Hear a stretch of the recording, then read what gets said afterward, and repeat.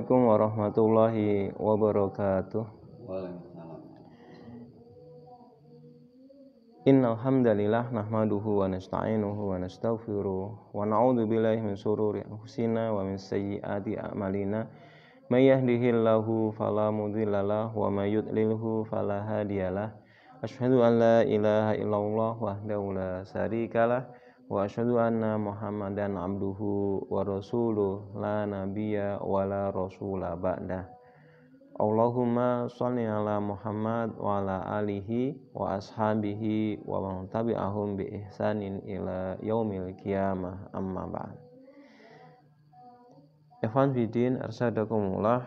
Alhamdulillah, pada kesempatan kali ini kita masih diberikan kesempatan oleh Allah Subhanahu wa taala untuk melanjutkan kajian kita terkait dengan Al-Qur'an, yaitu kita masih bahas surat Al-Fatihah. Insyaallah kita akan lanjutkan.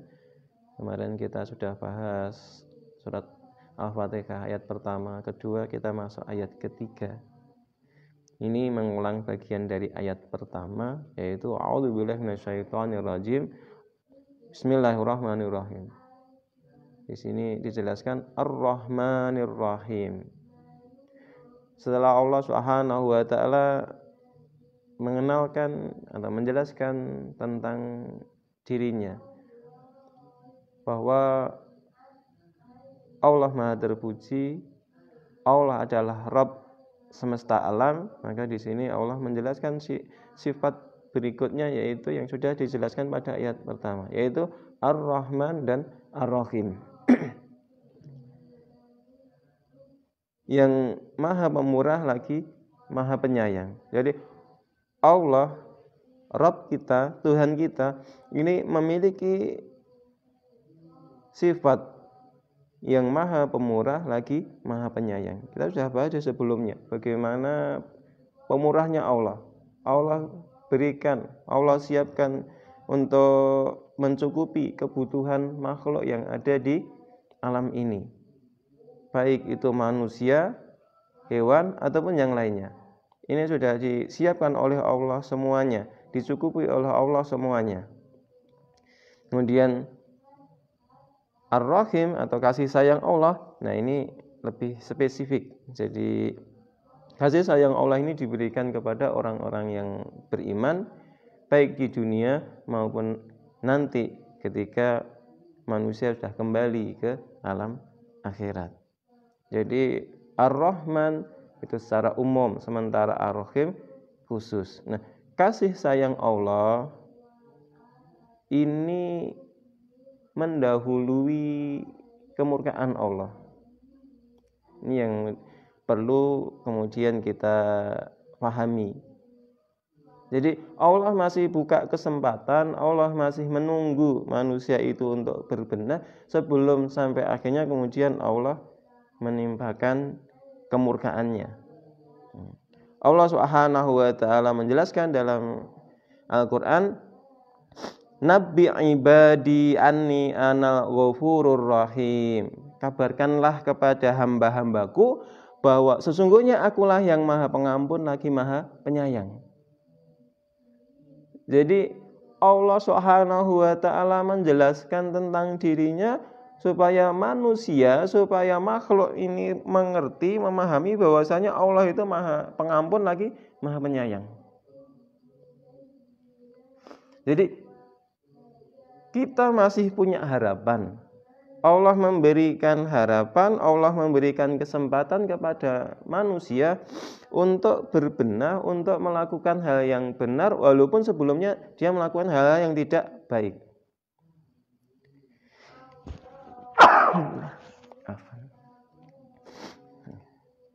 Namun juga harus dipahami, wa anna azabi huwal azabul alim.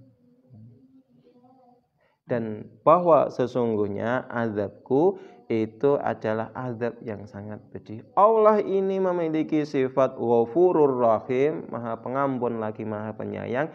Akan tetapi ketika itu tidak diambil, tidak dimanfaatkan oleh manusia, ketahuilah bahwasanya sesungguhnya azab dari Allah itu adalah azab yang sangat pedih.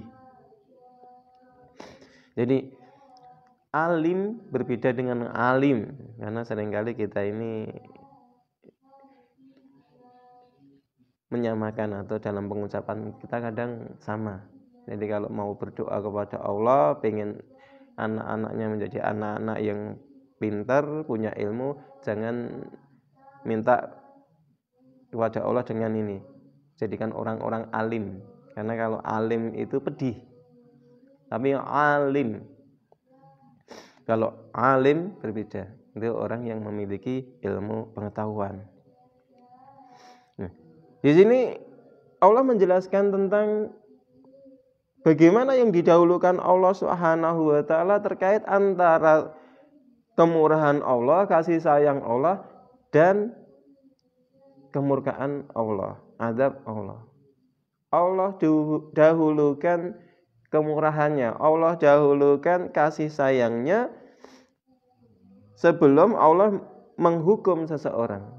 Ketika seseorang melakukan suatu kesalahan, ketika seseorang melakukan hal-hal yang tidak benar, maka Allah masih buka kesempatan mereka untuk memperbaiki. Allah masih buka kesempatan bagi mereka untuk berbenah sampai batas waktu tertentu yang sudah ditetapkan oleh Allah Subhanahu wa taala. Jika itu tidak dilakukan, jika tidak diambil keadaan kesempatan yang diberikan oleh Allah, maka jangan kaget ketika kemudian Allah timpakan kemurkaannya, Allah hukum mereka dengan azab yang pedih. Kasih sayang Allah ini, karena Allah sangat menyayangi manusia, maka Allah pun sampai mengirim para utusan, para nabi, para rasul untuk membimbing manusia agar manusia itu bisa menjalani hidup dengan benar sesuai yang diperintahkan oleh Allah, sesuai yang dikehendaki oleh Allah Subhanahu wa taala. Itu bukti tanda kasih sayang Allah yang sangat besar. Melebihi kasih sayang Allah, melebihi pemurahnya Allah ketika Allah itu memberikan rezeki kepada makhluk ini. Allah bimbing manusia, Allah bimbing kita dengan cara menurunkan, mengutus seorang utusan, mengangkat seorang nabi untuk menjelaskan hak dan batil, untuk menjelaskan benar dan salah, baik dan buruk, untuk memberikan bimbingan, memberikan contoh keteladanan bagaimana cara menjalani hidup dengan benar, bagaimana cara beribadah kepada Allah dengan pas. Dalam suatu riwayat dijelaskan, seandainya, ini dalam Sahih Muslim, seandainya orang yang beriman tahu azab atau hukuman yang ada di sisi Allah, pasti tidak akan ada seorang pun yang berambisi terhadap surga Allah. Ini bagi orang yang beriman. Dan seandainya orang kafir itu tahu rahmat yang ada di sisi Allah, kasih sayang yang ada di sisi Allah, pasti tidak ada seorang pun yang berputus asa dari rahmatnya. Jadi gambaran bagaimana beratnya hukuman yang ada di sisi Allah. Kalau orang beriman tahu, maka opo yo iso selamat. Apa mungkin saya selamat dan bisa masuk surga? Namun sebaliknya bagi orang yang kafir, jika tahu rahmat dari Allah, kasih sayang Allah, walaupun dia merasa membawa dosa setumpuk gunung, dia masih punya harapan. Dia tidak akan berputus asa untuk berbenah memperbaiki diri. Nah, mungkin ini yang bisa kita bahas terkait dengan ayat yang ketiga, Ar-Rahmanir Rahim. Kita berharap mendapatkan Rahman dan Rahim, kasih sayang Allah Subhanahu wa taala, bukan hanya sekedar di dunia, hingga nanti kita di akhirat kita berharap, kita memohon, kita masih termasuk hamba-hamba yang disayangi oleh Allah Subhanahu wa taala, dikumpulkan bersama orang-orang yang soleh dan bersama-sama menuju kepada jannah dalam keridhaannya. Amin Allahumma amin. Allahu a'lam bishawab. Subhanaka Allahumma wa bihamdika asyhadu an la ilaha illa anta astaghfiruka wa atubu ilaik. Assalamualaikum warahmatullahi wabarakatuh.